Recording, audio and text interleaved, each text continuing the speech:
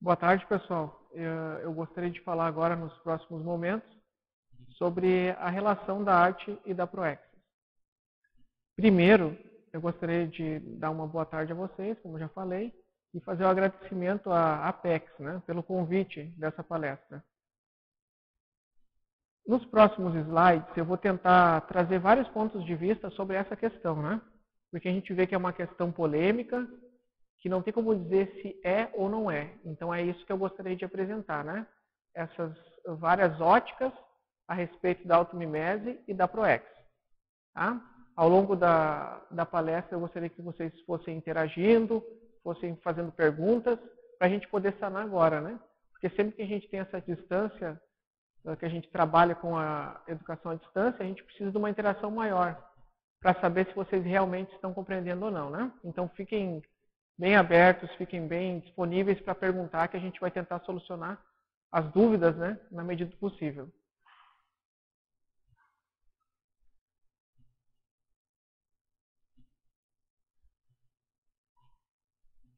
Então, meu nome é Pedro Marcelino, Eu tenho 26 anos. Estudei desenho artístico, quadrinhos, animação gráfica. Ainda estou estudando animação gráfica. Atualmente estou fazendo o curso de animação. E também estou estudando psicologia, Sou acadêmico de psicologia.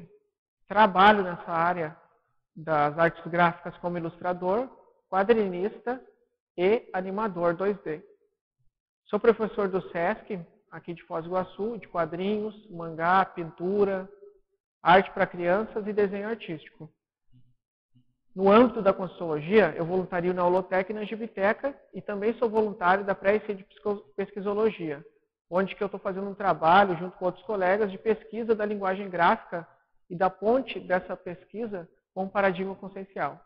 Então a gente vem fazendo esse trabalho de adequação ou de inserir novos métodos multidimensionais para a pesquisa da linguagem gráfica, sob o ponto de vista semiótica e de todos os conhecimentos que existem que lidam com esse tipo de assunto.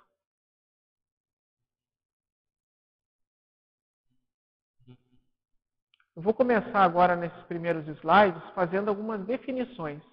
Essas definições eu gostaria de mostrar porque é o meu ponto de vista a respeito desses temas. E penso eu que fica até mais fácil da gente conseguir interagir se a gente partir de algum pressuposto. Porque quando a gente fala em arte, quando a gente fala em Proex, quando a gente fala em automimese, geralmente isso traz significados diferentes à mente de quem está escutando, Então eu posso estar falando de arte e uma pessoa está entendendo outra. A gente sabe que isso é normal, que isso vai acontecer, mas a gente vai tentar trazer essas definições para diminuir esse ruído, Então considera a arte com a produção consciente de obras, formas ou objetos voltados para a concretização de um ideal de beleza e harmonia, ou para a expressão da subjetividade humana. Aqui, a gente pode sintetizar a definição da arte que eu encontrei no dicionário Ruais como uma ferramenta utilizada para expressar o ser humano. Esse expressar o ser humano, ele inclui tudo, ele inclui o pensere, Então a gente pode pensar como a arte, a expressão de ideias, a expressão de emoções, a expressão de sentimentos, tudo aquilo que a gente consegue se comunicar. Então a definição da arte e a ferramenta arte em si, ela é neutra, Porque ela vai depender da consciência se manifestar. Então, sempre numa relação artística ou numa relação de comunicação gráfica, qualquer tipo de comunicação, a gente vai ter um confort, um conteúdo e uma forma. Essa forma pode ser uma técnica artística. O conteúdo é a consciência. Então, a qualidade dessa forma vai depender da qualidade do conteúdo. Então, a gente, a partir de um princípio onde a gente qualifica uma ferramenta, fica muito difícil. É que nem uma pessoa chegar e qualificar as letras, as palavras são boas ou más, são evoluídas ou não evoluídas. Não tem como a gente classificar, depende daquilo que é empregado, do conteúdo que é imposto nesse tipo de comunicação. Então é daí que eu parto, como uma expressão, uma ferramenta para comunicar emoções, sentimentos e ideias.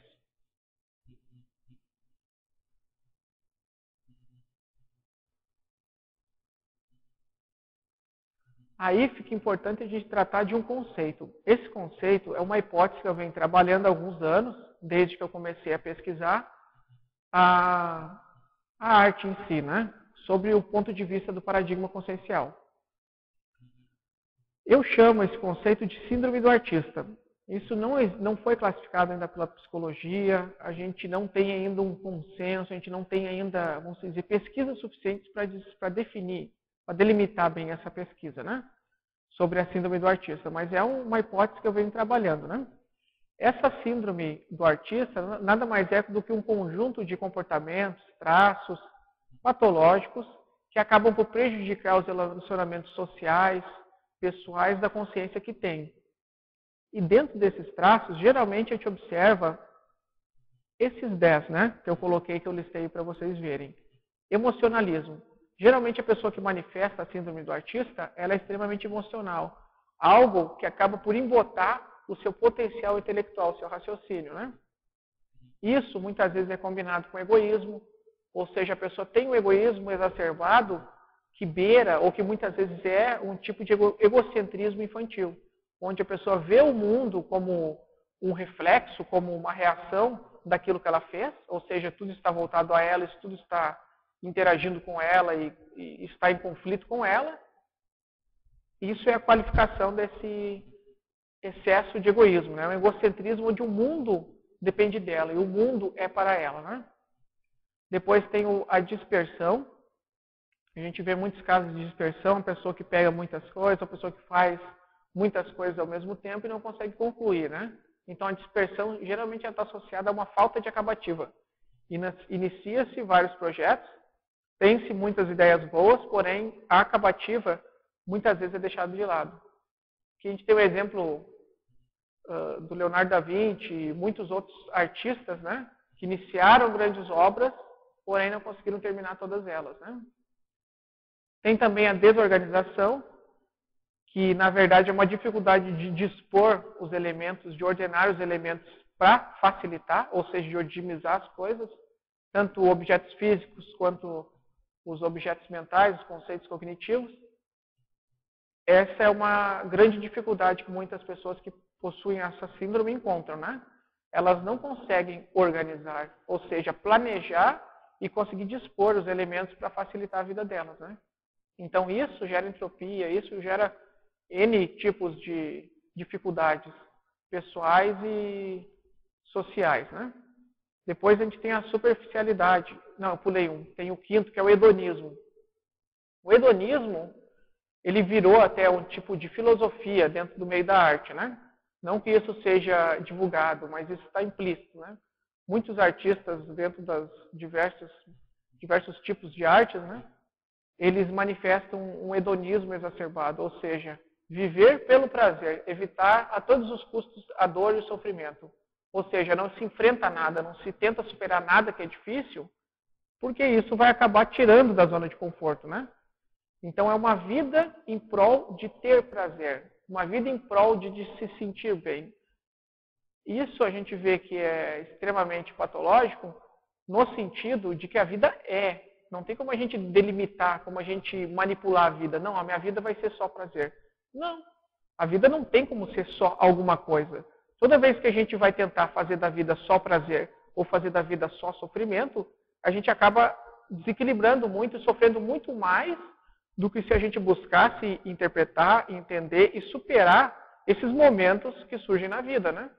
Porque a gente já vê que a vida é um ciclo. Muitas vezes a gente sofre para aprender alguma coisa, e esse sofrimento é por causa da gente, que não tem maturidade para superar aquilo. E, geralmente, quando a gente supera algo, quando a gente tem a aquisição de algo que a gente gosta, a gente encontra o prazer. Então, existe uma transição entre sofrimento e prazer.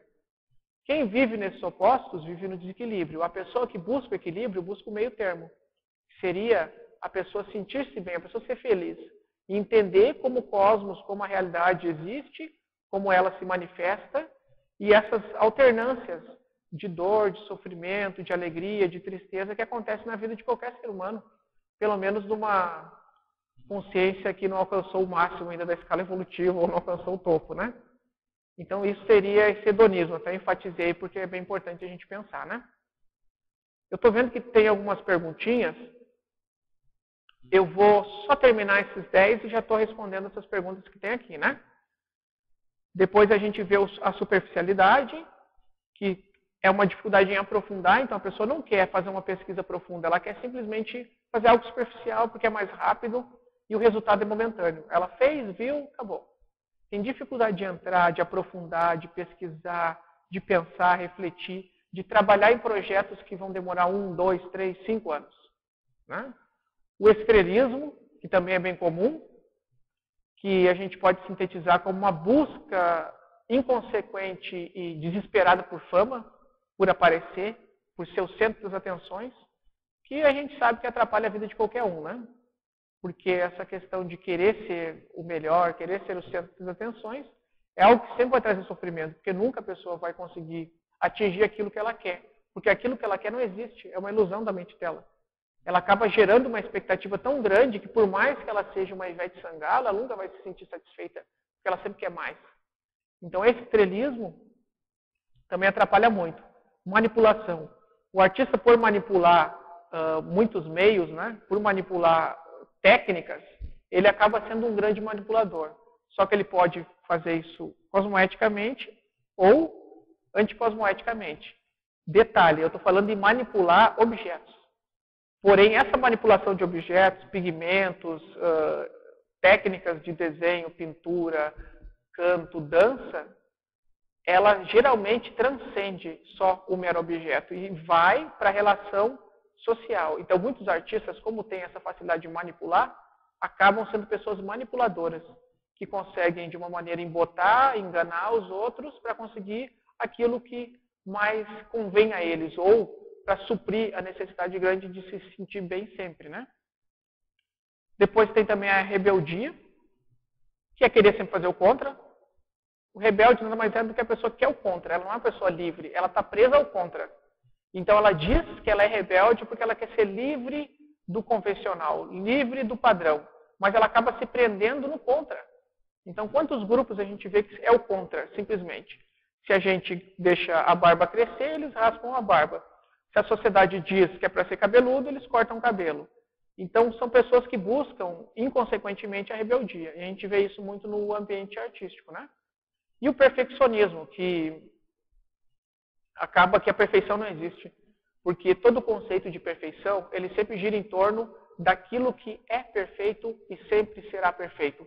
Ou seja, de algo permanente. Nada é permanente. Tudo está sempre transitando.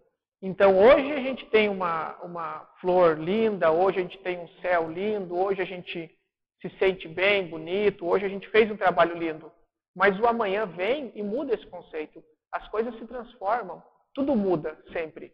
Então, a pessoa que quer sempre a perfeição, ela tem uma cristalização de um conceito que ela se agarra, que ela diz sempre eu quero que isso seja assim, sempre eu quero ser bonita dessa maneira, sempre eu quero atingir uma perfeição de trabalho, e toda vez que acontece o oposto, ou algo é diferente, ela sofre muito. Então, a busca da perfeição é uma doença, é uma dificuldade muito grande de aceitar as coisas como elas são. Agora, vocês podem estar comentando, né, fazendo perguntas. Eu tenho duas perguntinhas aqui que eu gostaria de falar. Primeiro é da Ana de São Paulo, né? Por que o senhor acha que o artista só busca o prazer? Tá, Ana, eu não acho que o artista só busca o prazer. Eu estou comentando que muitos artistas que possuem a síndrome do artista buscam o prazer de uma maneira exacerbada, ou seja, são muito hedonistas. Eu sou um artista, eu conheço muitos artistas que não são tão hedonistas quanto outros. Por quê? Porque eles não têm a síndrome do artista, ou têm num nível menor, né? Então, o que acontece? A arte, o artista, é uma pessoa que emprega uma técnica para a comunicação. Isso vai depender dela. Se ela é uma pessoa equilibrada, ela vai buscar ajudar os outros. Então, ela vai empregar uma técnica para ajudar outras pessoas. Se ela é desequilibrada e tem a síndrome do artista, muitas vezes ela vai fazer sempre aquilo que dá prazer para ela. Então, Ana, não é todos os artistas que possuem isso, né? São aqueles que buscam de uma maneira mais patológica, né? A Ana está falando aqui também. Fale, por favor, dos artistas que não almejam a mídia como escritores, ilustradores, poetas. Nossa, exatamente, Ana. Tem muitas pessoas que fazem um trabalho como fim em si mesmo, né? Isso é uma coisa que eu admiro bastante, que a pessoa faz o trabalho pela ideia. Ela é uma pessoa idealista. Então, ela escreve uma poesia para transmitir aquele conceito, para transmitir aquela emoção, ou ela faz uma ilustração para representar algo que ela pensou. E a mídia, ela é pode acontecer como pode não acontecer. Só que se a pessoa faz isso e não almeja essa fama, esse reconhecimento, ela vai ser até o resultado. Então o resultado é qual? Eu consegui transmitir aquilo que eu pensava? Isso que eu pensava realmente vai ajudar outras pessoas? Então tudo gira em torno do idealismo. Então a partir disso que tu está falando, Ana, a gente pode dizer, existem artistas que trabalham mais pelo idealismo, existem outros que trabalham mais pelo prazer. Né? Então a pessoa trabalhou mais pela ideia, né? Deixa eu ver o que mais. A gente tem uma pergunta aqui do Júlio, de Santa Catarina. O perfeccionismo não seria algo positivo no sentido de dar o melhor de si? Muito bem, Júlio.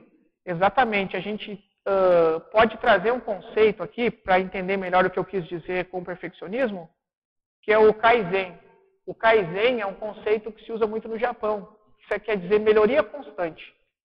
Melhoria constante é a pessoa perceber como ela está e tentar dar o melhor de si. Né? Então a pessoa tentou fazer o melhor de si.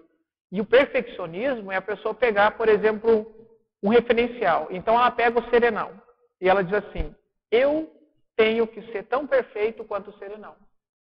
E toda vez que ela tentar ser perfeita que nem o serenão, ela nunca vai conseguir. Porque ela não é um serenão e porque o serenão que ela quer ser não existe. É um conceito que ela criou para lidar com aquela realidade. Então o que acontece? A pessoa que busca o perfeccionismo, ela busca muitas vezes imitar outras pessoas ou imitar de uma maneira patológica aquilo e não perceber como ela está. Então a gente pode dizer, Júlio, que tem pessoas que querem ser melhores constantemente. Dá para se generalizar que ela está querendo ser mais perfeita. Só que a perfeição é algo que é inalcançável e é algo estático, né? Algo perfeito. E a melhoria constante é a pessoa pegar e fazer o seguinte, ela vê onde ela está. Então eu sou o Pedro Marcelino, você é o Júlio, você está a gente está nesse nível. E a gente vai dar o melhor da gente para chegar em outro nível. Isso é diferente, isso seria uma melhoria constante. Então, quando eu emprego a palavra perfeccionismo, eu estou falando das pessoas que não se preocupam com elas, que só querem fazer coisas perfeitas, só querem a perfeição. Que é diferente, é uma coisa doentia. Elas não vão parar para se analisar. Como eu era ontem, como eu estou hoje. Não, ela vai só ver o perfeito. Então, se ela quiser escrever um artigo, ela já vai pegar o artigo dela e comparar com o melhor artigo. E se o artigo dela não for melhor não for igual ao melhor artigo, não é bom. Ela não vai considerar a etapa dela. Não sei se eu fui claro, Júlio, mas é mais ou menos isso, né? Melhoria constante e perfeccionismo são coisas diferentes, né? Aqui a gente tem uma pergunta da Márcia. Isso, Márcia, ela colocou boa tarde, mas pelo que eu entendi, você está citando o lado patológico de alguns artistas. Isso. Agora um detalhe, Márcia, a síndrome do artista, ela não está exclusivamente ligada aos artistas. Eu percebi ela muito nos artistas, mas existem cientistas, existem pessoas que trabalham com áreas técnicas, que não arte, né? Médicos e tudo mais, que possuem características dessa síndrome. Ou seja, elas estão lutando para conseguir coisas que lhe dão prazer, aparecer mais que os outros. Não é uma pessoa tão idealista. Então ela manifesta muito estrelismo, rebeldia, desorganização, egoísmo naquilo que ela faz. Então a síndrome do artista não está somente ligada ao lado patológico dos artistas, mas também ela aparece em muitas pessoas que trabalham com outras áreas. A gente vê que é comum a esse tipo, né, de pessoa que trabalha com arte, né? Não que todas tenham, né? Mas realmente, isso é o lado patológico, né?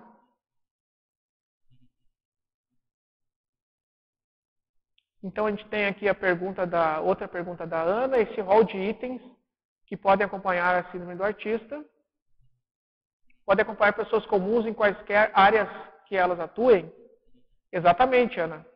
Então, a pessoa ela pode manifestar a síndrome do artista sendo um médico. Né? Por exemplo, um exemplo tem vários exemplos, nem vamos citar nomes, né? De cirurgiões que lidam muito com a estética, né? Que eles trabalham por isso. Fama, nome, status, dinheiro, mas não necessariamente eles trabalham com a saúde do paciente deles. Então, o paciente deles é um meio para eles adquirir ou alcançar a fama. Então, a gente vê nesse tipo de trabalho, de ser ciência também, a gente pode falar outros tipos de trabalho, essa manifestação da síndrome do artista. Tá? Então, eu vou passando adiante aqui, tá bom, pessoal? E vocês, tendo dúvidas, a gente comenta, né? Vou passar para o próximo tópico.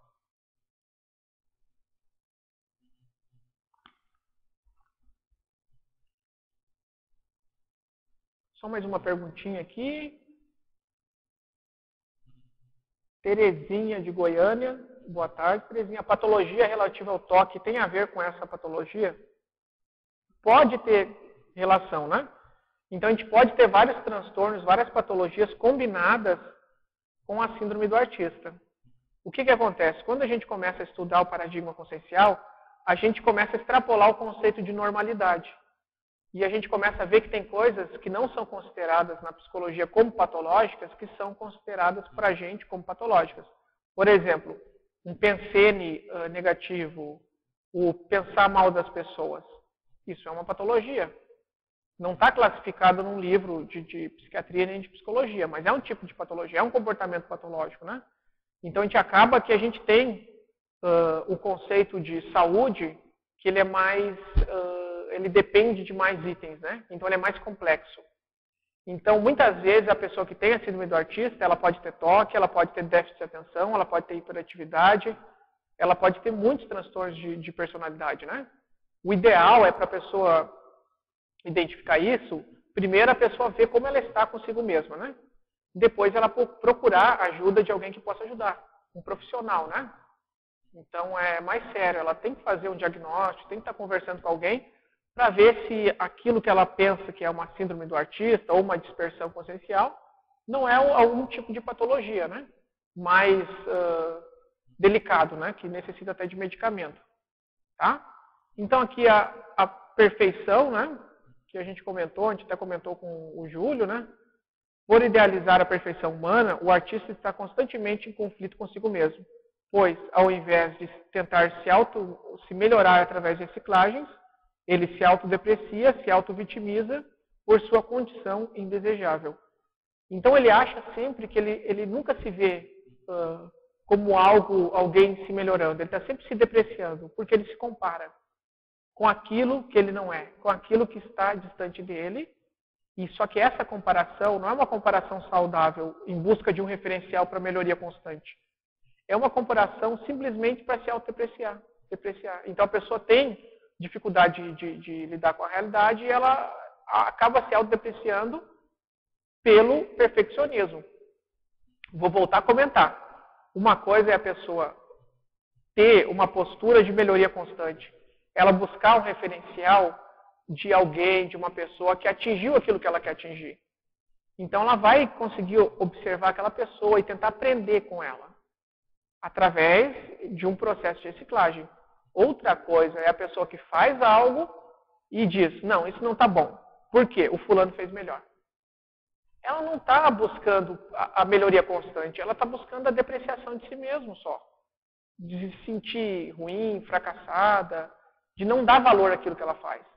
Eu vejo muito isso, pessoal, no meu dia a dia como professor, né, que eu dou aula de desenho, no meu dia a dia com colegas, né, de trabalho, ilustradores, colegas de vários meios que eu frequento, meio da Conscienciologia, vários meios que eu vejo pessoas assim, né? Porque se confunde, uma coisa é a melhoria constante, outra coisa é a depreciação através do perfeccionismo.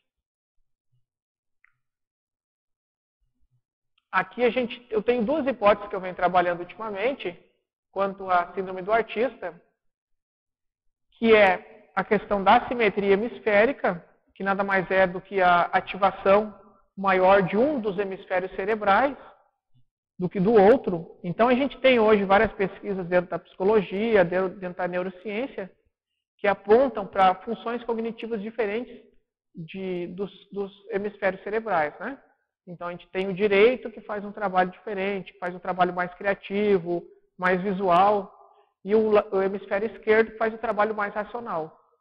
Quando a pessoa tem uma ativação, um estímulo muito maior do hemisfério direito, do córtex direito, geralmente isso vai dar muito problema e pode acarretar numa síndrome do autista. Ou seja, a pessoa que tem dificuldade nas exatas, no raciocínio, e não busca superar isso.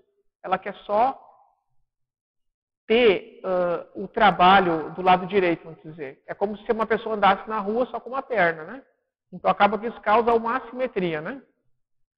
E outra questão que é a falta de ativação do córtex pré-frontal, que está ligado também com o raciocínio, né? Então essa falta de ativação a gente percebe também nas pessoas que têm déficit de atenção, né? Porque se não for muito estimulado, aqui a gente vê bem na infância, na juventude, o raciocínio, acaba que isso vai causar assimetria depois. Então jogos, brincadeiras, exercícios, cálculos, tudo vão estimular o córtex esquerdo. Vão ajudar na prospecção, de conseguir ver adiante, de planejar, que tem a ver com o córtex pré-frontal. Se a pessoa recebeu uma boa educação, que estimulou bastante o córtex pré-frontal, provavelmente isso não vai dar problema para ela, e isso não vai ajudar ela a manifestar a síndrome do autista, né? Então, uma boa educação, onde a pessoa trabalha tanto exatas quanto humanas, tanto a sensação, a percepção, quanto a razão, acaba dando conta dessa primeira hipótese. E a segunda é o comportamento automimético, né? O que acontece? A pessoa teve uma manifestação artística em outra vida e ela vai repetindo essa questão da síndrome do autista, né? Então, como eu vou falar depois, tem a ver com a automimese, né? Eu gostaria de responder a pergunta aqui com a Ana. Ana, eu só quero entender por que isso na palestra está ligado ao autista, uma vez que em qualquer meio existem pessoas egóicas e patológicas. Concordo plenamente contigo, Ana. Existem em qualquer meio pessoas egóicas e patológicas. Porém, como a gente veio trabalhar com a arte, eu venho fazendo essa pesquisa há mais de 3 anos e eu estou buscando perceber detalhes da personalidade dos artistas que acabam prejudicando eles, certo? Se eu estivesse trabalhando com ciência, eu buscaria pegar detalhes da personalidade dos cientistas que estão prejudicando eles, certo? O trabalho aqui, como vocês vão ver mais à frente, é dar um salto para mostrar como seria a aplicação da arte no paradigma consciencial. Então, a gente está pegando primeiro esse detalhe patológico, Ana, e depois a gente vai trabalhar com o saudável. Então, a gente vai mostrar o quanto a arte pode nos ajudar na ciência conscienciologia, na ciência em geral, e quanto isso não vem sendo aproveitado. Então, em momento algum, eu estou querendo aqui, vamos dizer com boas palavras, falar mal da arte ou do artista. Não, eu estou colocando que existem patologias para a gente pensar nos dois lados, né? A arte é boa, existem muitos artistas com alto potencial, mas a gente tem que ver que muitos artistas desenvolvem patologias que acabam por gerar um uso de drogas exacerbado, dificuldade em relacionamentos afetivos, não conclusão de trabalhos, doenças mentais, que são coisas que não são faladas nos livros de arte, não são faladas no meio acadêmico, não são faladas para as pessoas desse meio. São coisas que estão ocultas por baixo dos panos, que eu gostaria de salientar, né?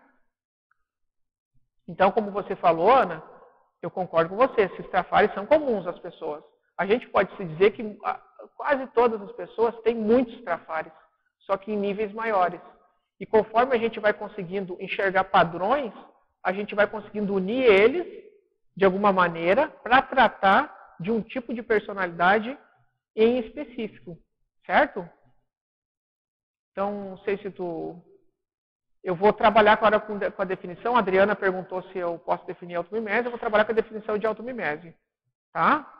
Então, acho que é isso, Ana. Se tiver mais alguma dúvida, pode sentir a vontade de perguntar, né? É bom que vocês participem, porque a gente vai sentindo como vocês estão reagindo à nossa exposição, né? Como que está sendo a compreensão. Então, vou só pular um e vou falar primeiro da automimese, que a Adriana perguntou. A automimese existencial é a imitação, em geral instintiva ou inconsciente, por parte da consciência humana, das próprias vivências ou experiências pretérias ou de existências físicas prévias. Então, a pessoa foi, vamos pensar, a pessoa trabalhou com arte. E nessa vida, ela vai imitar isso, vai trabalhar de novo com arte. Isso é bom ou ruim? Não. Isso vai depender de outros fatores, né?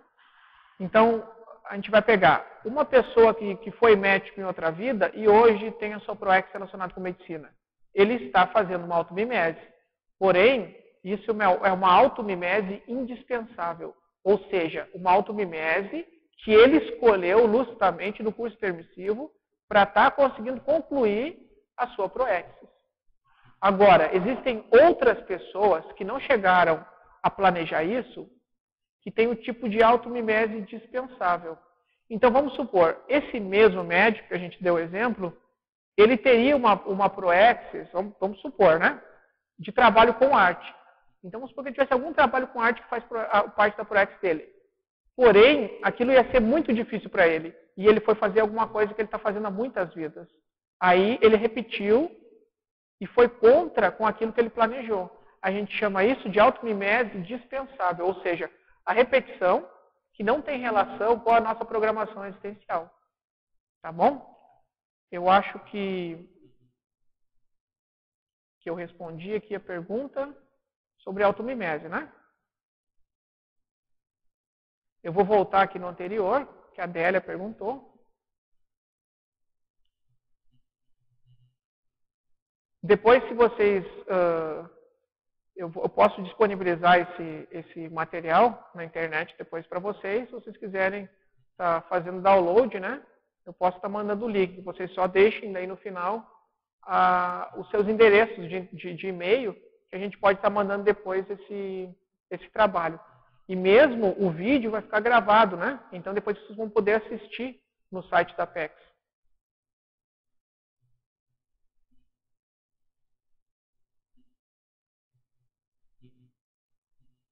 Então, eu vou voltar ali para a ProEx, mais uma definição, para a gente conseguir um pouquinho mais adiante, né?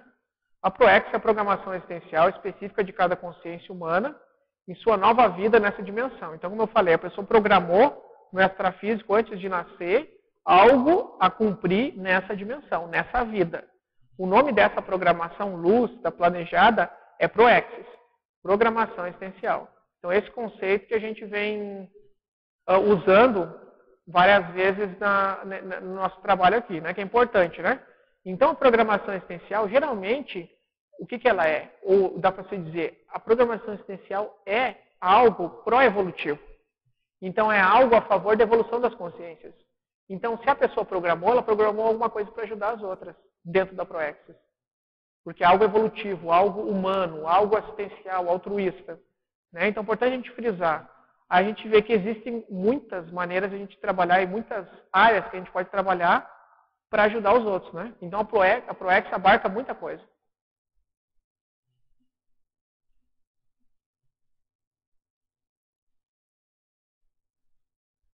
Então, agora eu gostaria de trabalhar com alguns conceitos, pessoal, da Proexis.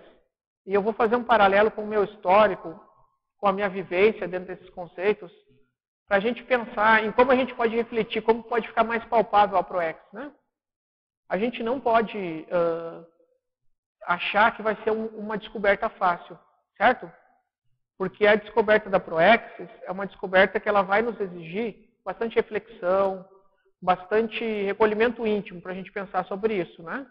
Hoje a gente tem o trabalho da Apexis, que está ajudando muito isso, dando cursos, palestras, cursos à distância, para a gente pensar mais sobre esse tema de Proexis, né? Então existem várias maneiras, né? A gente vai estar comentando, eu vou estar comentando as maneiras que eu usei para identificar, né?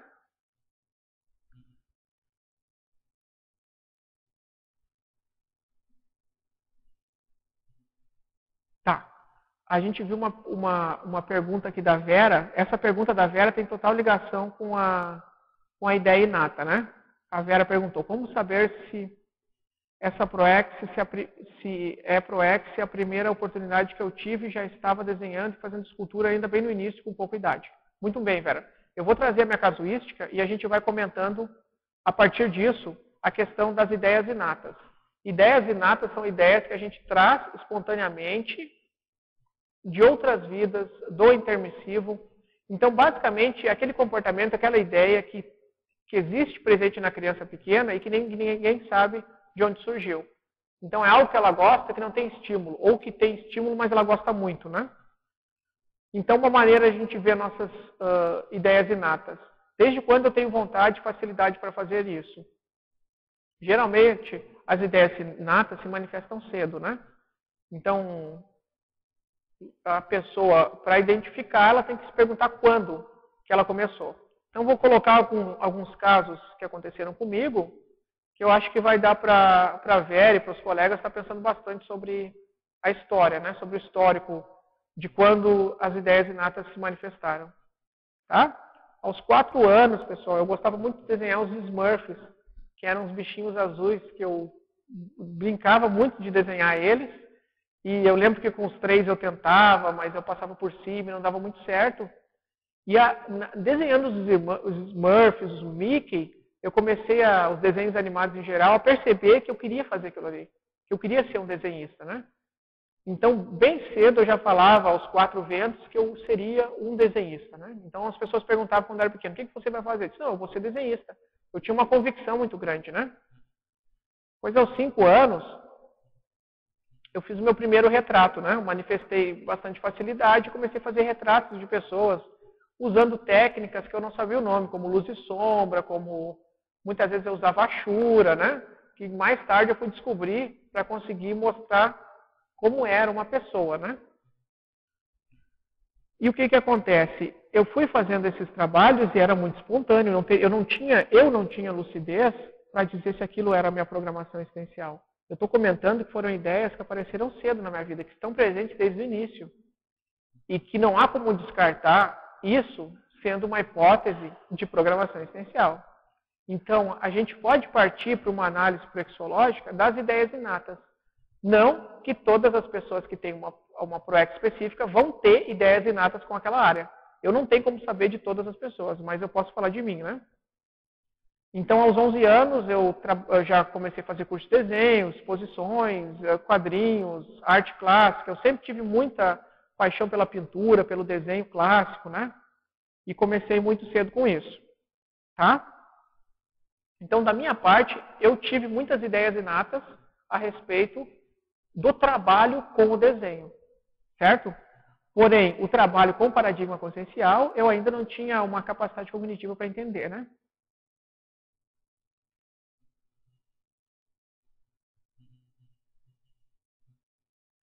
A Ana perguntou aqui, quantas ideias inatas apontam para proexes, mas a vida leva a gente para o lado da automimese? Por que isso acontece?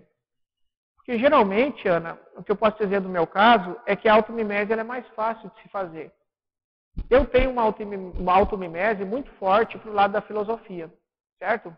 Para mim, estudar filosofia sempre foi muito fácil. Eu sempre li grandes pensadores, eu sempre frequentei meios onde se discutia filosofia.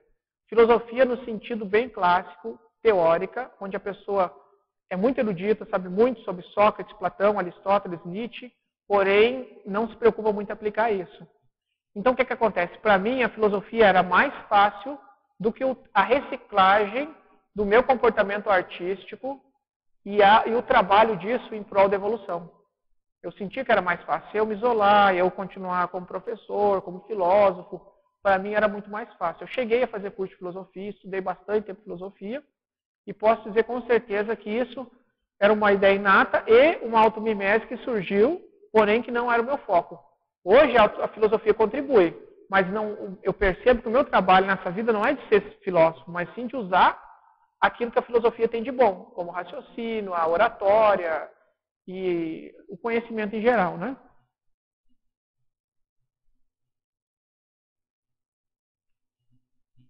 Acho que eu consegui responder a tua pergunta, né, Ana? A gente vai tentando, né? Pois a Márcia pergunta aqui. Deixa eu ver aqui, tem a pergunta da Márcia. Quando se tem dificuldade com figura humana, o que pode ser? A dificuldade com algum aspecto do desenho técnico, Márcia, a gente tem que investigar a fundo, porque eu tenho dificuldade em algumas partes do desenho e todas as pessoas que eu conheço geralmente têm uma dificuldade em algo. Às vezes tem dificuldade de perspectiva, às vezes tem dificuldade de luz e sombra, às vezes tem dificuldade em pintura, figura humana, figura animal, escorço. Vai depender de cada um. Geralmente a dificuldade está associada a algum traço. Eu percebo que muitas pessoas que não conseguem representar bem a figura humana têm dificuldade em conseguir entender cognitivamente o que é a maturação, o desenvolvimento e enxergar com realismo a realidade. Então, um bom exercício para desenvolver a técnica da figura humana é observação. Observe as coisas, observe as pessoas, só que não de uma maneira superficial, só a estética. Observe a personalidade da pessoa. Observe por que ela usa aquela roupa, por que ela veste um determinado chapéu, por que ela usa um corte de cabelo. Então, quanto mais começa a ser detalhista e tentar aprofundar, mergulhar na consciência, melhor, segundo as minhas experiências, fica o desenho da figura humana. Então, a gente consegue ter paralelo dentro do desenho com muitas áreas e com traços, né? Só que isso, pessoal, é muito detalhado, eu venho pesquisando isso nas minhas aulas, no meu trabalho, é complexo. O que eu posso falar para vocês são os resultados das experiências que eu obtive a partir disso, né?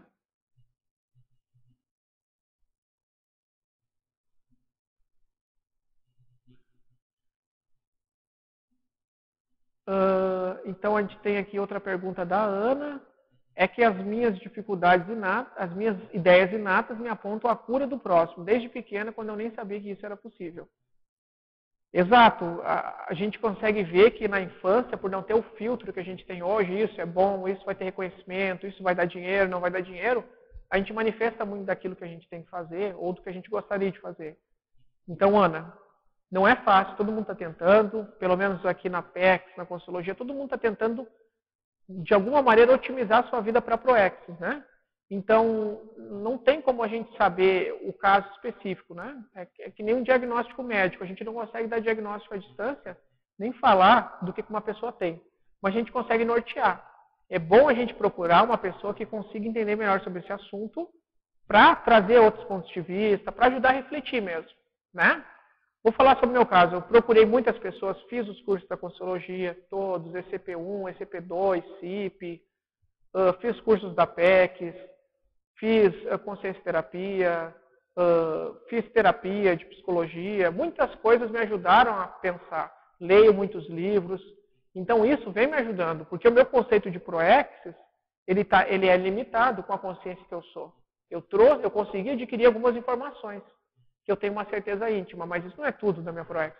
Então, esse trabalho que eu estou comentando com vocês, que a gente está tentando estimular a fazer, eu estou fazendo.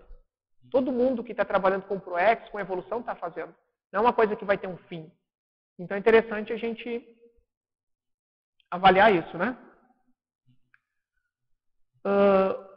Aqui, quanto ao ambiente familiar, que o Júlio perguntou, não, Júlio, meu ambiente familiar não estimulou, né? O que acontece? A minha família tinha pouca condição financeira. Eu sou de São Leopoldo, do Rio Grande do Sul. O bairro, né, que a gente morava era difícil. Meu pai teve vários problemas financeiros, né? E acaba que o meu pai, por ter estudado as exatas, né? Ele chegou a estudar engenharia, mas não se formou. E a minha avó, por ser dona de casa, não tinha conhecimento sobre. Então, não tinha nenhum histórico na família de artista, né? Nem no bairro. Então, não tinha um artista no bairro, nem na minha casa. Só tinha as minhas tentativas, né? Então, não aconteceu o estímulo. Porém, o estímulo é sempre bom, né? A gente vê, quando a gente estimula, o resultado é muito melhor, né? Do que quando é inato, né? Mas cada caso é um caso. Tem um porquê da minha família não estimular isso, né? Meu pai, por exemplo, me ajudou muito com raciocínio lógico. Meu pai era muito técnico, tinha uma mente muito racional. Isso me ajudou demais. Por quê? Porque estimulou eu a desenvolver o equilíbrio do raciocínio, da emoção, da razão e da sensibilidade. Então, isso foi importante na educação, ter esse equilíbrio, né?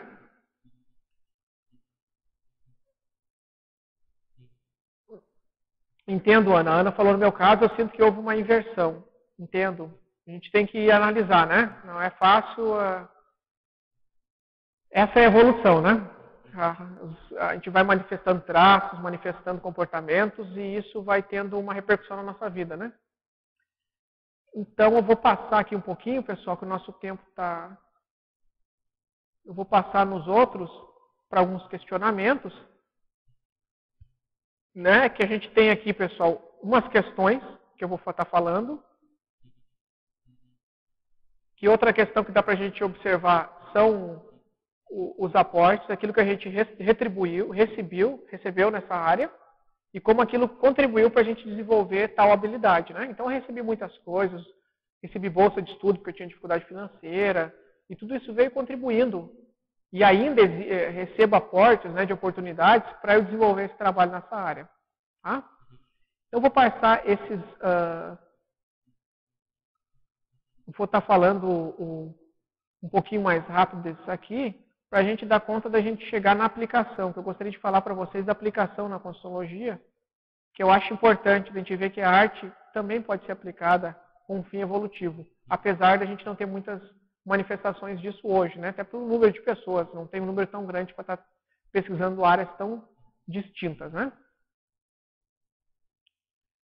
Então, eu recebi bolsa de curso de desenho, o próprio trabalho na Gibiteca, coleção do professor Valdo, contato com o professor Valdo, eu considero que foi um aporte para essa pesquisa, materiais, trabalhos que surgiram, contatos com especialistas, né, na área. Hoje eu estou tendo contatos, apesar da distância, com pessoas que estão trabalhando muito sério com a aplicação da arte, né. Isso vem sendo aportes que eu venho recebendo nessa área, que eu considero que estão ajudando, né, para eu estar dando um rumo à Proexis, né. Aí tem outra questão do tipo humano, né, pessoal? O tipo humano, geralmente, ele traz algo que tem relação com a nossa Proexis. Essa é delicada, essa questão, porque sempre a gente tem que desenvolver algo que a gente não tem.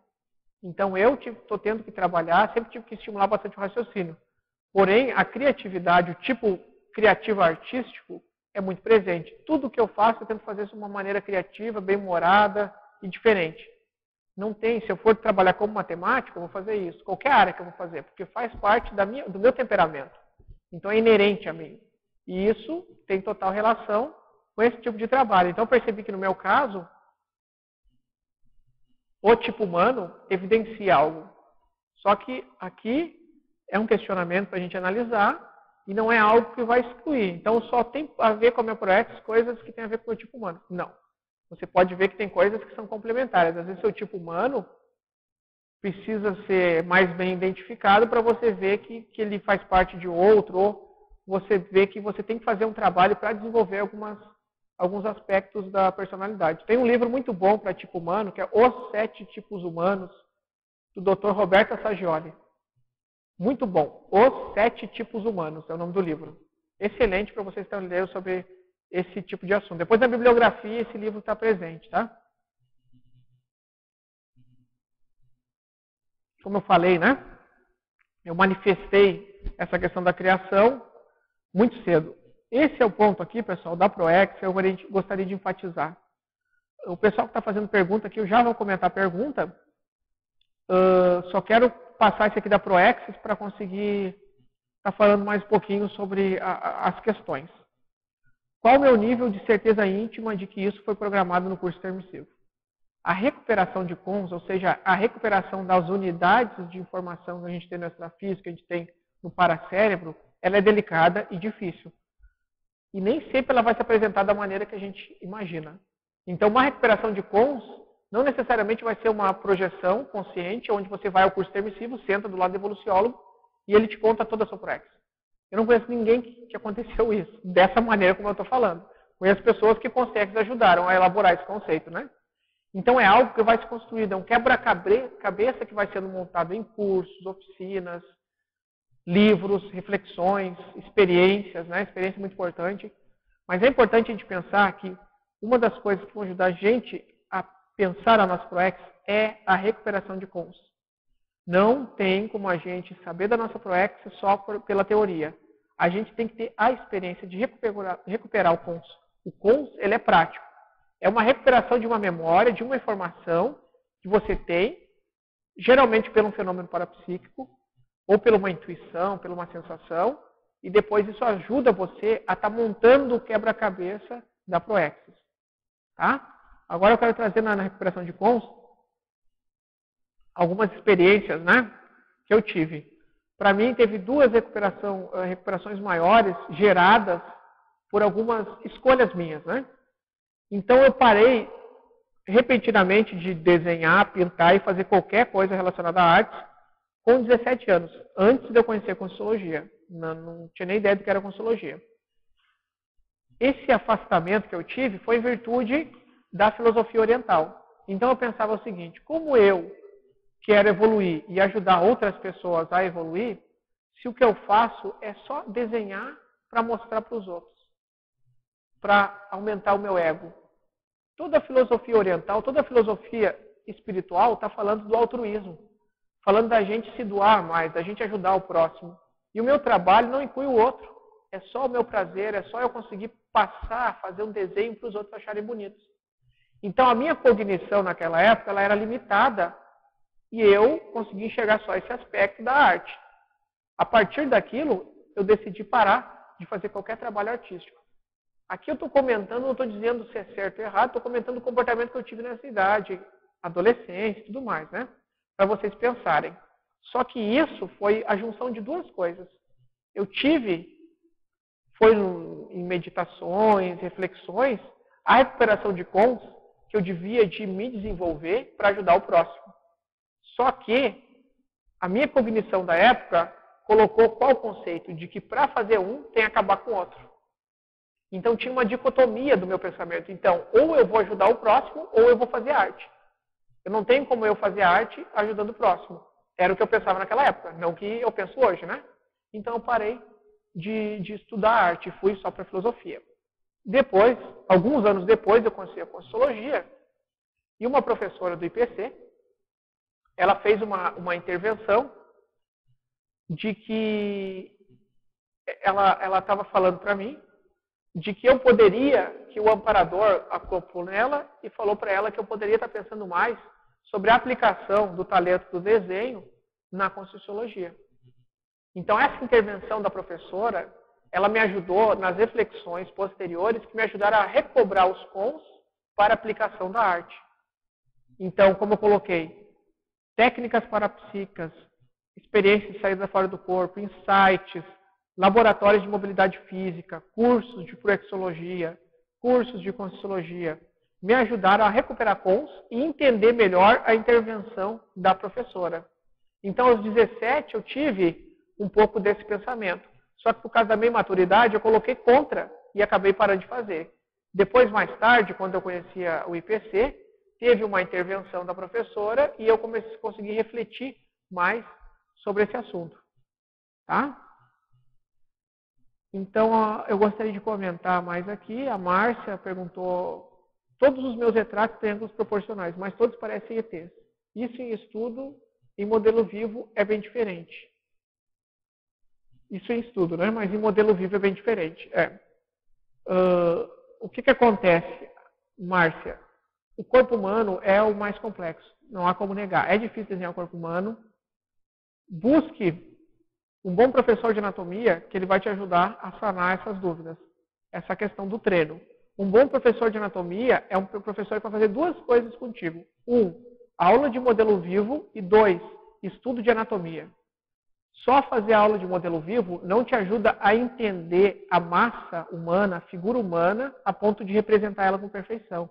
Então você precisa entender a massa humana e fazer o modelo vivo, que é perceber ele realmente, né? Então, o que acontece? Você precisa de alguém para te ajudar a isso e busque fazer a conexão. O que, na minha personalidade, no meu comportamento, tem que ser modificado, tem que ser melhorado para eu conseguir enxergar com mais clareza o corpo humano. Faz essa ponte, porque ela existe, né? Tenta refletir para ver o que você pode modificar na sua personalidade de observação, de realismo, de aceitação, racionalidade para melhorar a sua figura humana. Tá? E busca um professor bom. Eu acho que é mais ou menos isso, né? Se a tendência inata, a Vera está perguntando, é a arte, a ProEx deveria ser nessa área ou a ProEx deve ser a reciclagem? Vera, aí tu colocou um ponto interessante. A ProEx é sempre a reciclagem, é sempre a melhoria da nossa personalidade. As nossas tendências podem ser automimese dispensáveis, como podem ser automimeses indispensáveis. Então não existe uma resposta pronta. Cada caso é um caso. Consciências existem aos milhares e são muito complexas, né? Então vocês têm que estar pensando o quê? No meu caso. No seu caso, Vera, eu não tenho como responder, eu não sei o que é. Mas eu aconselho você a estar buscando ajuda, em livros, em técnicas, para estar pensando mais sobre isso, né?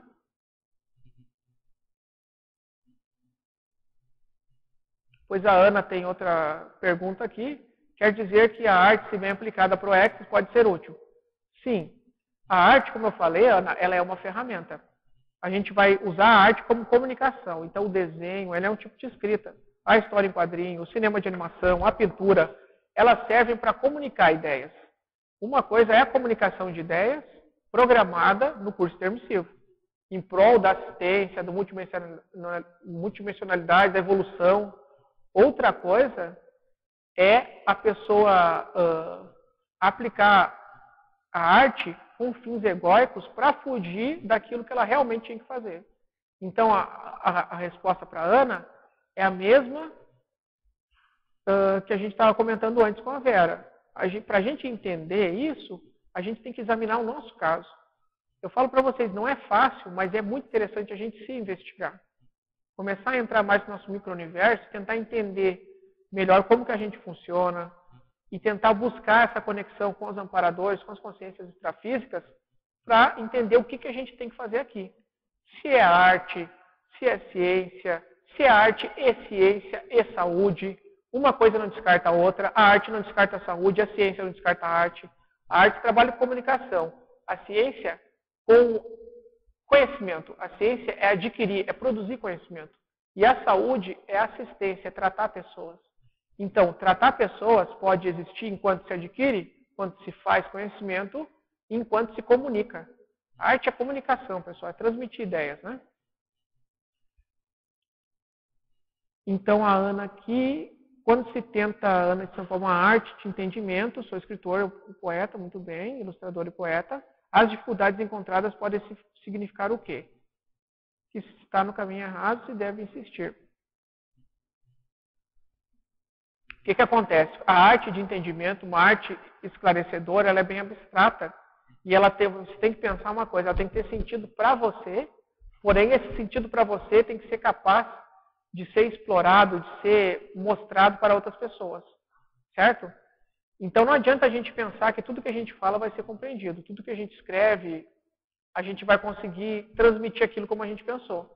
Porém, quando a gente quer fazer algo para ajudar, a gente tem que tentar ser o mais claro possível. Então você pode pensar na sua poesia, na sua ilustração, no que é que você estiver fazendo de arte. Isso que eu estou fazendo está tentando ajudar as pessoas? Então o que eu posso fazer para isso ser claro, a ponto de o outro entender o que eu quero transmitir? Não adianta você fazer uma coisa com boa intenção se ela não é compreendida. Se o público-alvo não entendeu, porque sempre tem um público-alvo envolvido, né? Que é aquele público específico para quem você está escrevendo, desenhando e tudo mais. Então, a Cris Flores de Goiânia. Muito bem, Cris. A minha vivência com a arte é mais voltada a artes plásticas. Porém, esses conceitos, eles transcendem as artes plásticas, né? A gente vê que na música, a gente vê que em outras áreas como teatro, a gente inclui também isso, né? A aplicação dessas áreas, eu vou te dizer, eu não estou pesquisando especificamente, tá? Eu posso te dizer que é uma ferramenta de comunicação, que pode ter a ver com a ProEx das pessoas, mas a maneira como a pessoa vai aplicar em prol da evolução é algo que tem que ser estudado a fundo, né? Não tem como a gente dizer se isso é ou não arte e como isso pode ser aplicado. Só vou dizer, a arte é a comunicação. Quando você toca piano, você comunica, você expressa sentimentos e esses sentimentos vão ser absorvidos e interpretados por outras pessoas. Agora você tem que pensar, será que é isso que você programou para essa vida? Será que ser pianista ou tocar piano é só ProEx? Então isso só pode ser respondido com a sua reflexão, porque é de você, você escolheu. Não foi alguém que escolheu por você, não foi o evoluciólogo, não foi ninguém, foi você que escolheu. Então a sua ProEx só você pode saber. Você pode saber melhor que ninguém, né? Eu vou estar passando mais aqui, tá, pessoal? Para a gente chegar nas aplicações.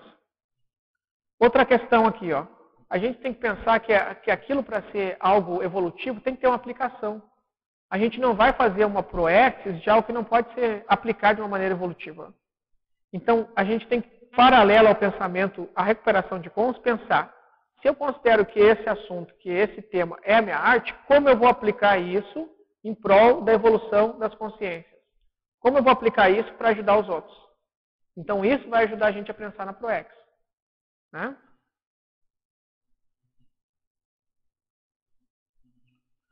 No meu caso, pessoal, o que aconteceu? As aplicações, eu tive uma ajuda a mais, recebi uma sugestão do professor Valdo, conversando com ele sobre esse assunto, e também recebi muito com ajuda sobre a semiótica, com as pesquisas da Regina Camilo, que hoje é professora da Consciologia e tudo mais, da pré-ciência de pesquisologia, que como pesquisa a área da semiótica, que é a área que estuda a comunicação humana, que transcende escrita, que inclui a fala, desenho, pintura, ela me ajudou muito a pensar sobre a aplicação disso no paradigma consciencial. E ainda vem me ajudando nesse trabalho que eu venho fazendo na pré-IC. Então, essas duas pessoas, o professor Valdo e a Regina Camilo, são pessoas que eu considero que contribuíram bastante para eu pensar na aplicação. Certo? Muitas pessoas falaram sobre isso, muitas pessoas me ajudaram, né? Mas sempre tem aquelas pessoas que ajudaram pontualmente e que ficaram mais tempo trabalhando com você, né? Que eu gostaria de falar, no meu caso, né?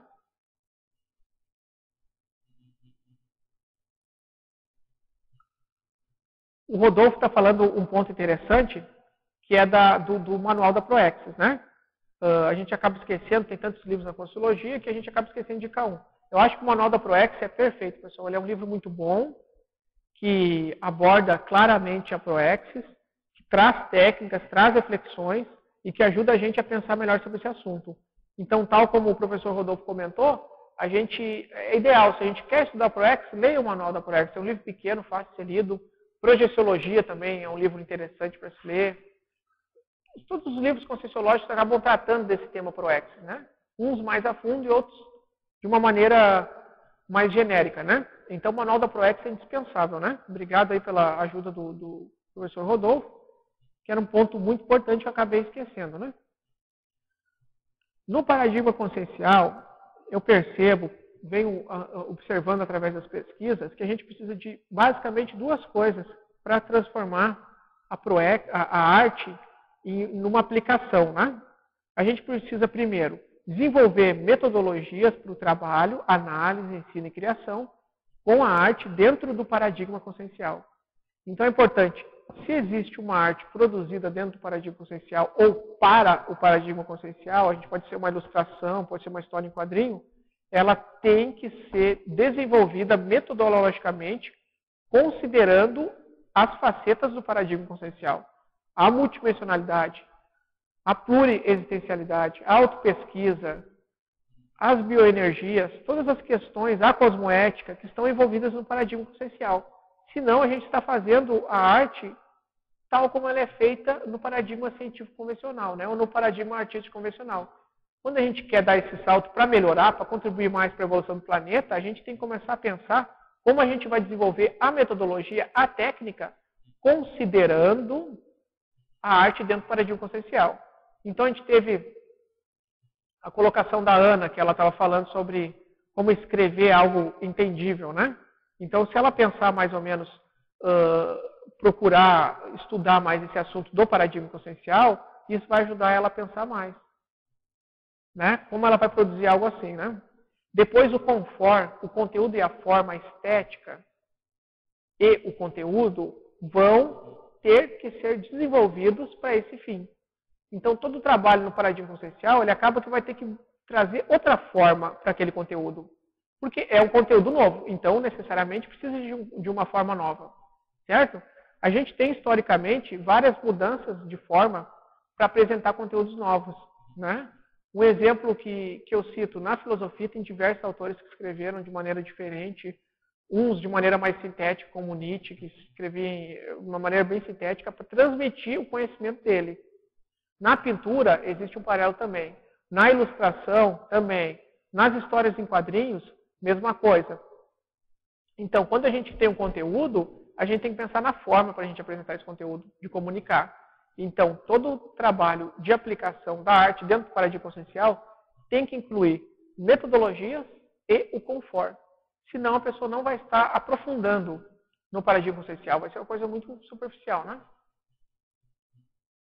Então, vou estar passando mais aqui, falando da aplicação, né, pessoal? Isso vale também para outras áreas, a gente sabe, né? Então, a gente vai tentar focar na arte, que é o objetivo dessa palestra, né? Depois, o paradigma consciencial, pessoal. Para a gente pode usar essas premissas que eu venho utilizando como antídoto para trabalhar com os aspectos da arte que vão nos dificultar a avançar. Então, o que a gente pode pensar? Sempre, para eu conseguir avançar numa arte evolutiva, eu tenho que mudar o paradigma. Eu tenho que começar a pensar a partir do paradigma consciencial. Senão, o egoísmo entra. Ele entra muitas vezes pela porta dos fundos, a fama, a perfeição. Então, ajuda a pensar mais evolutivamente, pensando a partir das facetas do paradigma consciencial, né? A intenção, fazer algo idealisticamente, como a colega comentou antes, é fazer algo por uma ideia. Então, isso geralmente é uma motivação altruísta. Então, quando vocês estiverem produzindo, ou estudando, ou pensando, busquem examinar a sua intenção. Porque a intenção é muito importante para a gente examinar esse assunto, né?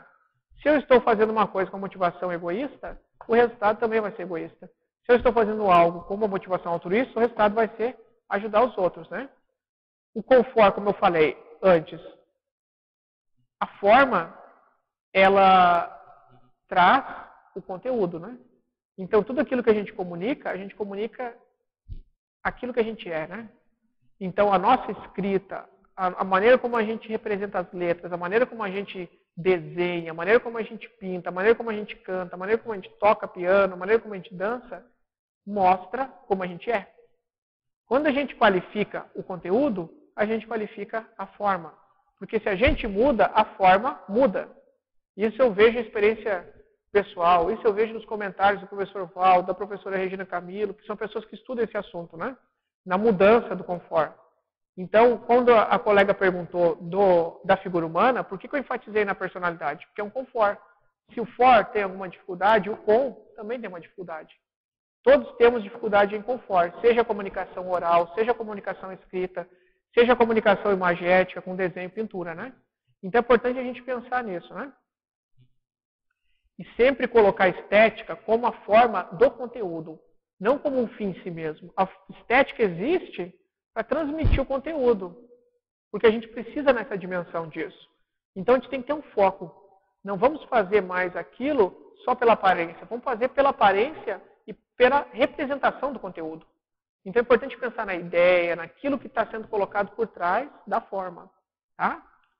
E nunca algo demais.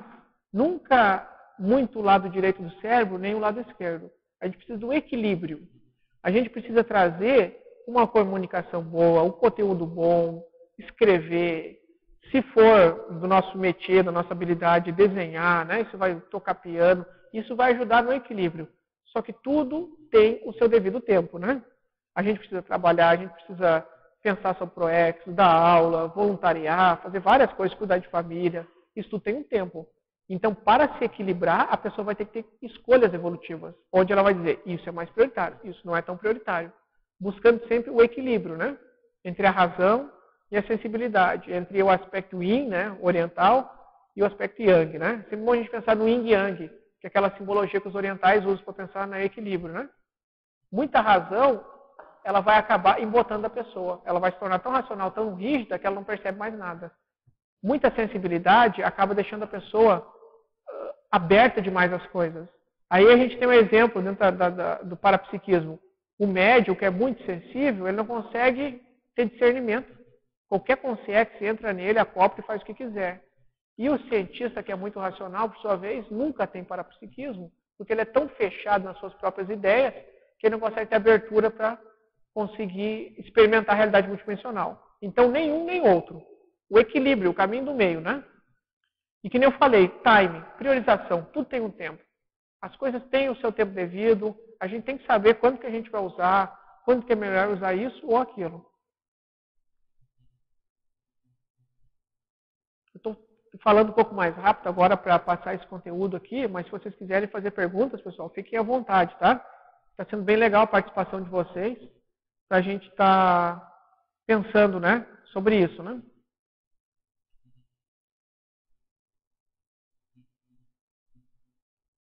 Aqui tem uns pontos interessantes que eu não vou conseguir comentar, eu vou tentar passar e depois voltar, pessoal. Né? A gente tem uma colocação aqui da Valéria, né? Sou formada em design de produtos e nas aulas sempre surgiu a discussão sobre a forma e funcionalidade. Mais recentemente, tem se admitido que a própria estética, beleza forma, pode ser uma função. Muito bem, concordo plenamente. A função do objeto ser bonito, por exemplo. Muito interessante isso, Valéria. O que a gente pode pensar? A questão do conteúdo e da forma, ela vai nos levar sempre para a condição do que a gente tem naturalmente. Então é só a gente olhar a natureza. A natureza, ela tem a sua função, porém ela é bonita, ela é bela, certo? Então, geralmente, a harmonia, ela é bela. Então, se a gente vai ver, quando a gente está bem, a gente está mais belo, a gente está mais estético, a gente está mais bonito do que quando a gente está mal. Existe um equilíbrio, uma harmonia melhor. Agora, pensando naquilo que é produzido pela estética, a função é estética. Então, como você comentou, a gente pode ter algo desenvolvido para ser estético. Uma roupa. Se eu compro uma blusa, por exemplo, que eu quero usar ela, eu vou estar comprando ela, muitas vezes, também pela estética, né? É claro que tem a questão do conforto, que a gente está vendo, né? De como eu vou aplicar ela. Mas a estética é muito importante. Então, tem algumas coisas que predomina a estética, né? Então, a função, como você falou, é a estética. Não há nada de mais ou não há nada de ruim na estética, desde que a gente pense sobre ela e não seja um escravo dela, né? Porque hoje a gente vê um tipo de sociedade escrava da beleza, escrava da estética, escrava da perfeição, que não é uma coisa ideal. A gente tem que pensar mais no conteúdo, na mensagem que está por trás, né? Acho que é isso. Tentei falar um pouco, né, Valéria? Acho que foi bem pertinente isso que você colocou, né?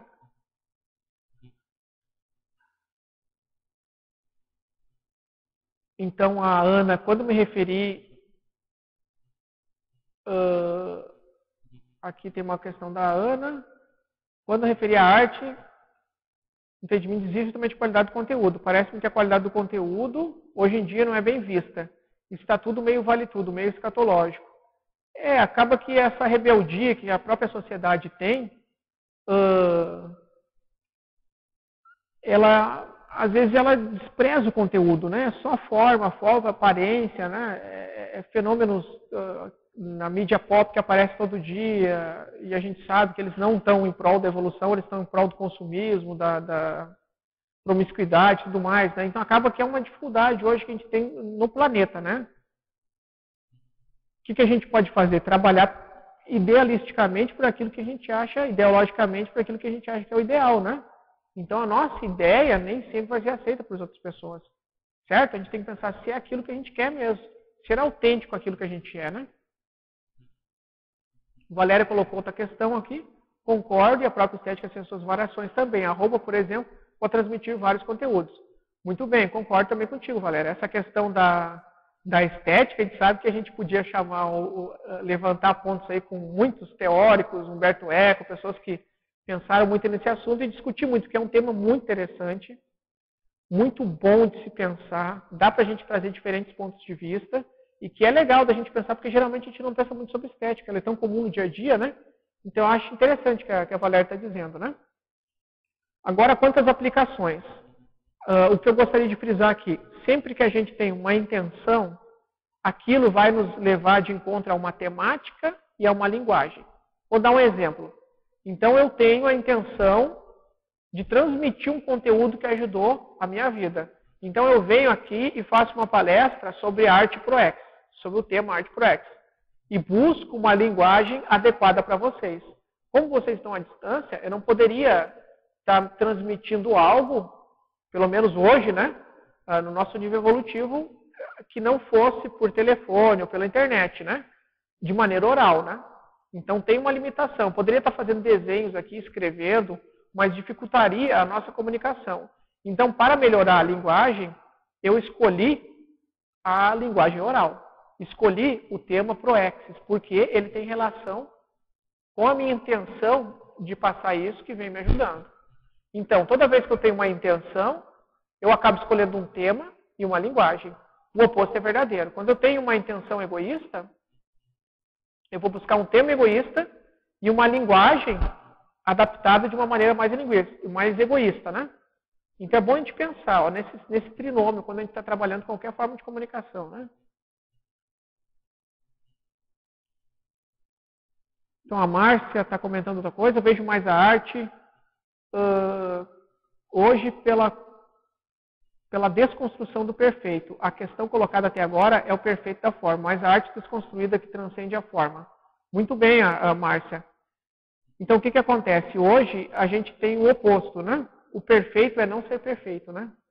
Então eu gostaria de falar que eu entendo o que você falou, né? Sobre a arte, né? O que acontece? O perfeito que muitas pessoas consideram hoje é o desconstruir o perfeito. Então as artes que a gente tem hoje na atualidade muitas vezes lidam com isso. Então a gente trazer uma coisa, trazer algum conceito, alguma ideia de uma maneira criativa, inovadora que nunca foi transmitida, né? Ou que ela vai questionar, que ela vai trazer pontos de vista diferentes, né? Então, o que acontece? Eu trouxe uma abordagem aqui, pensando essa questão da arte, né? Que tem mais a ver com aquilo que eu venho trabalhando hoje, né? Então, o próprio colega perguntou do piano, outras pessoas podem ter pensado das outros tipos de arte, como o teatro e tudo mais, né? Então, hoje o que eu trabalho é a ilustração, a animação gráfica e o desenho. Muitos dos meus exemplos são voltados para isso. Agora, o conceito arte hoje, a gente sabe que ele é muito amplo, certo? Outro dia atrás eu estava lendo um livro sobre definições de arte. O livro era todo de 200 páginas sobre definição de arte. A gente não tem um conceito hoje do que é a arte. O conceito que eu estou trabalhando aqui, que eu falei desde o começo, é a arte como a ferramenta de comunicação. Então, a gente emprega formas, a gente emprega uma manipulação da plástica, uma comunicação gráfica para transmitir uma ideia, certo? Existe a arte da escrita, existe a arte da pintura, existe a arte do desenho, existe a arte da escultura, a arte da gravura. Então, eu estou empregando o termo arte mais nesse conceito de manipulação de ideias, de formas para transmitir conteúdo. Então, eu estou vendo sobre o viés da comunicologia, da comunicação, certo? Então, por isso que a gente tentou fazer essa definição no início, né? Aqui eu trouxe alguns exemplos. Márcia, se você deixar o seu e-mail, eu posso estar passando para você por e-mail, que eu não tenho o nome do livro aqui. Agora, eu não estou conseguindo lembrar de cabeça, né? Que a Márcia perguntou sobre o nome do livro, né? A gente vai estar pegando os e-mails para depois estar passando para vocês, tá? Se tiver alguma dúvida. Então, aqui eu trouxe algumas aplicações, né? Que eu penso que a gente pode estar fazendo quanto à arte, né? A gente pode aplicar na autopesquisa a arte, estudando a si mesmo. Eu vou deixar, está falando aqui como o professor Rodolfo, né, falou, para deixar meu e-mail, e vocês podem estar mandando, eu já vou deixar aqui, né? Aí depois no final vocês podem estar mandando e-mails, né? Melhor do que eu mandar para vocês, fica mais fácil para mim, né? E aí vocês vão mandando as dúvidas e as questões, né? Aqui eu já consegui visualizar, pessoal, 6 aplicações para a arte, né? Autopesquisa, comunicação, terapia, pedagogia, registro e cognição. Aí vocês podem me perguntar, tá, mas isso já vem acontecendo. Isso vem acontecendo na maioria das áreas, porém não sob o ponto de vista do paradigma consciencial.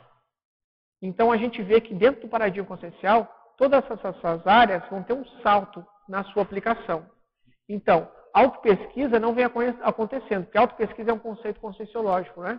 Da pessoa utilizar técnicas, métodos, ferramentas científicas dentro do paradigma consciencial para se conhecer.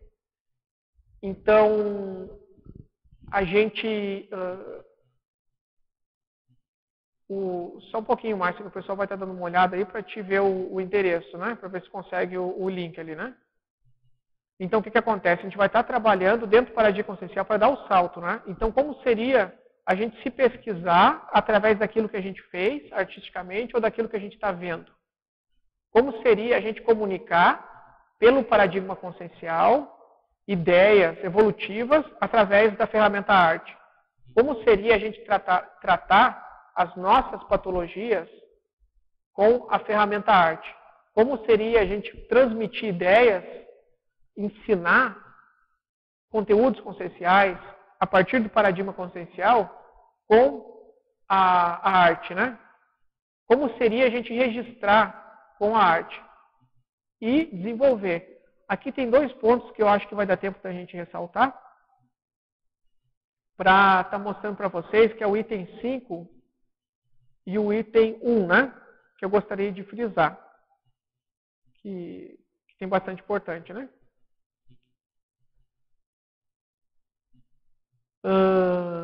Então, na autopesquisa, a gente pode fazer tanto a análise da própria produção, quanto a análise da técnica que a gente está empregando, quanto a análise das temáticas, estilos e gêneros, para estar vendo quanto a gente pode aplicar isso em prol da evolução, certo? E quanto a gente pode estar adequando.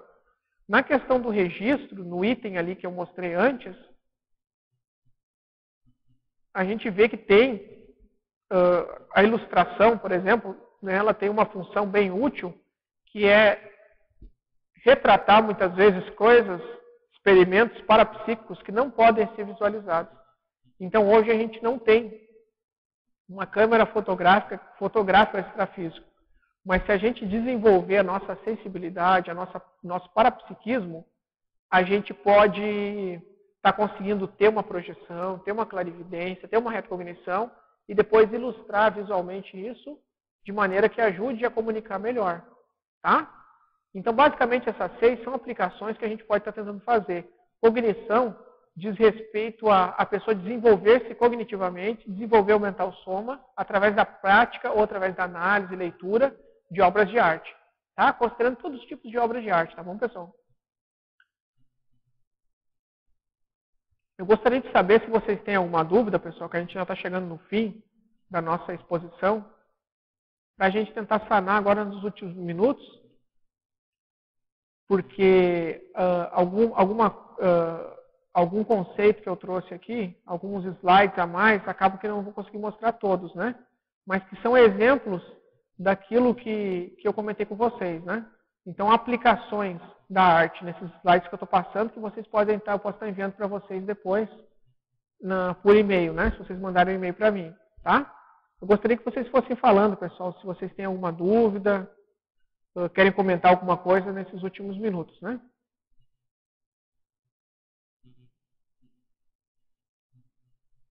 Obrigado, Valéria. Eu gostaria de agradecer a participação de vocês também.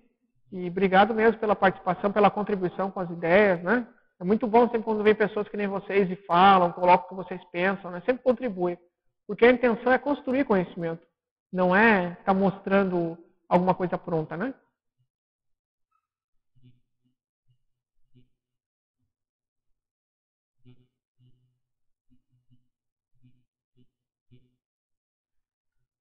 Agradeço aí os agradecimentos de vocês. Ana, a gente tem que perguntar mesmo, muito bom. É importante que tenham perguntas, que tenham colocações, né? Então, não fique preocupada, né? E não foi um excesso de questões. Eu acho que você participou bastante, isso foi bem importante, né? A gente agradece aí.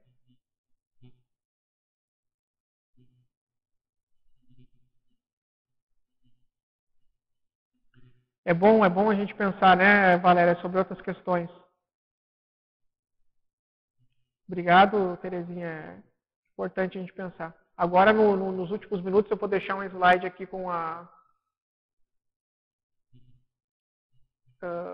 vocês podem estar vendo aqui com contatos, né? Que vocês têm o meu blog, onde é que tem trabalhos, que eu fiz trabalhos artísticos e tudo mais, que vocês podem estar vendo. E aqui tem o meu outro e-mail, né? Que vocês podem estar entrando em contato comigo, tanto pelo e-mail que eu passei antes, quanto por esse, né? E esse aqui tem o trabalho o e-mail onde é que vocês podem estar vendo meus trabalhos.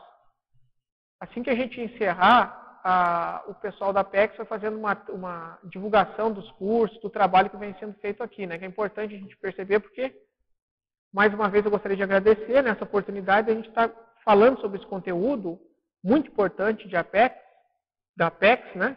Sobre a programação existencial nesse dia, né? Então, os cursos vão estar sempre ajudando nisso, tá? Agradeço demais a participação novamente de vocês, os agradecimentos, né?